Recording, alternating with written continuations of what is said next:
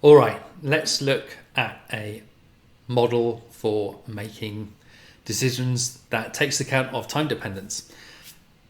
This model is called cost of delay. Cost of delay works by considering opportunity cost. How much does it cost us not to do something? And here's a definition of opportunity cost from Wikipedia, but you can basically think about it as if we don't do something, how much is that going to cost us? If we've got various different alternatives, we consider how much not doing each of them costs, and we do the one with the highest opportunity cost. Let's look at a real example.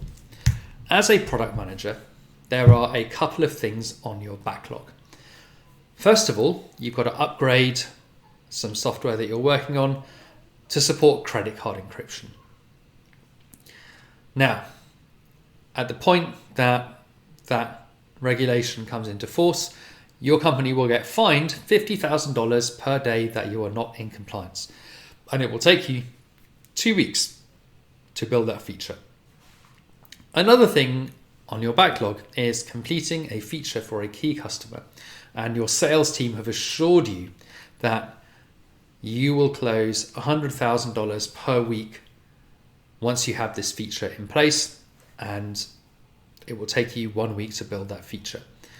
What should you do? Should you build task A first, or should you do task B first? Or should you dedicate some of your resources to task A and some of your resources to task B? That's another option.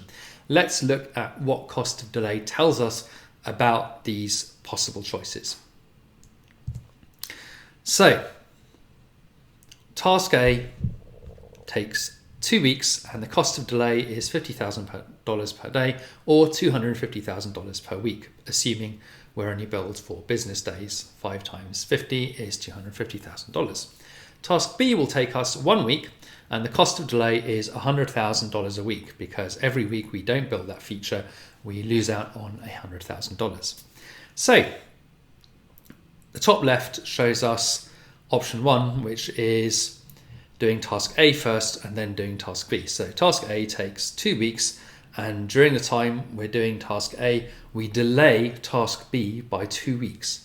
And that costs us $200,000, because by delaying task B for 2 weeks, we incur a delay cost of $100,000 per week. In other words, $200,000. Let's look at option 2. Option 2, we do task B first. And that means we delay task A by 1 week while we complete task B. And that costs us $250,000 by delaying task A for 1 week. So what this shows us is that we should prefer option 1. We should do task A first and then task B, because the delay cost is $200K instead of $250K. Now let's look at that third option. In the third option, we do both tasks concurrently. So what that means is we take 50% of our capacity to do task A and 50% of our capacity to do task B. So by doing that, task B takes 2 weeks instead of 1 week, and task A takes 3 weeks because the first 2 weeks we're doing 50% of task A, which takes 2 weeks, and then the third week we're doing 100% of task A, which is the second week of task A's complete work. So what that means is we end up delaying both task B and task A by 1 week. And if we add those numbers up, 100K plus 250K, we have a delay cost of 350K. So that is the worst possible option. Trying to do both tasks concurrently actually has a higher delay cost than dedicating 100% of our capacity to task A or dedicating 100% of our capacity to task B. This puts in quantitative terms something that is a principle of lean thinking, which is about managing work in process. Rather than focusing on doing as much stuff as possible, you focus on doing a few things that are the most important things so you can get them done as fast as possible. So we're focused on lead time rather than trying to get everything done. And it's very tempting as a product manager to say, well, we have 3 very important things to do, let's do all 3 of them. Well, no, what you should do is make sure that you're focusing on the most important things and getting those done as quickly as possible.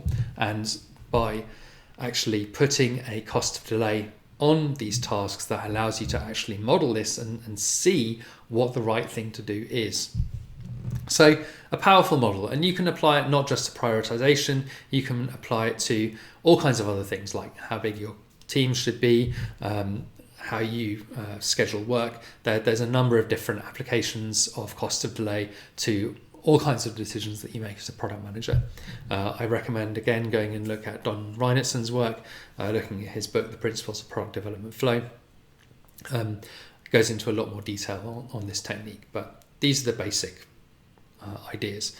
One thing that's not captured here is the fact that the cost of delay might actually vary over time. So that example where once a deadline for a regulations implementation has passed, you get fined a certain amount of week. That looks like task A, where you've got a deadline and then the delay cost per week is fixed.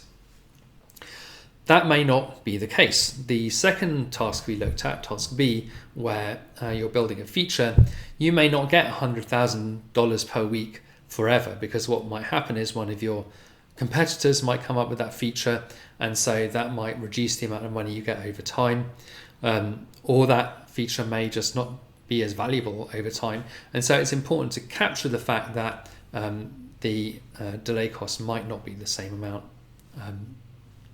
as time progresses.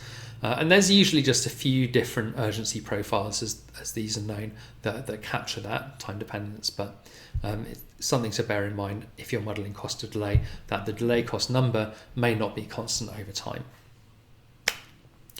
So let's do an exercise. You have completed sufficient features for 85% of your target customers. You have 2 options. You can launch what you've got now and add the last 15% of features in the next release, which is 6 months from now. Or you can take 2 more months to finish the last 15% and then release at the end. And the cost of delay for the whole project as a whole is $200,000 per month. The hint for this is that you can obviously multiply that cost of delay by 85% or 15% to capture the cost of delay of releasing some part of the finished product. So that's the clue. This exercise will be part of your assignment for this unit, as well as another problem, which is an extension of the Amoeba manufacturing case we looked at in the previous 2 modules.